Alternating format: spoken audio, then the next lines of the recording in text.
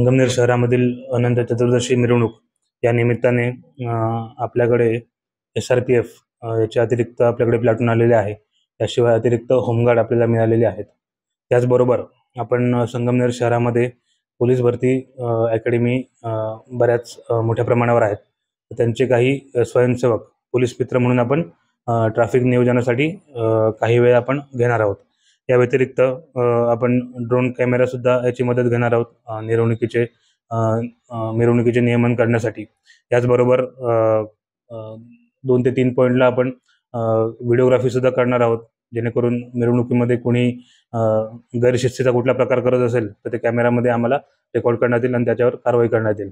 याचबरोबर गणपती विसर्जनाच्या अनुषंगाने नगरपालिका प्रशासन तसेच PWD MSCB यांच्याबरोबर आम्ही संयुक्त पाहणी केलेली आहे आणि या विसर्जन घाटावर बॅरिकेडिंग तसेच नागरिकांना सूचना देण्यासाठी PA सिस्टीम याचे सुद्धा नियोजन आपण केलेले आहे.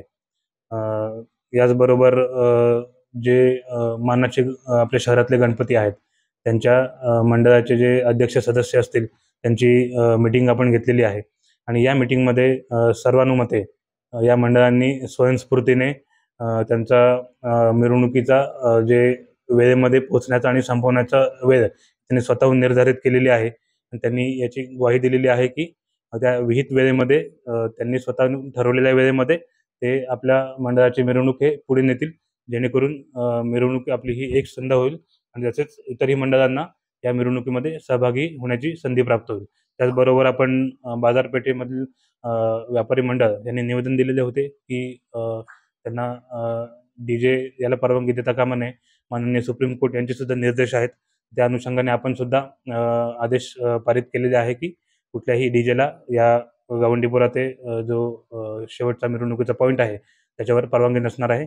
कोणी आणण्याचा प्रयत्न केला तर त्याच्यावर ध्वनी प्रदूषण कायद्यान्वये गुन्हा दाखल करून तो DJ जप्त केला जाईल, याची सर्व मंडळांनी नोंद घ्यायची आहे.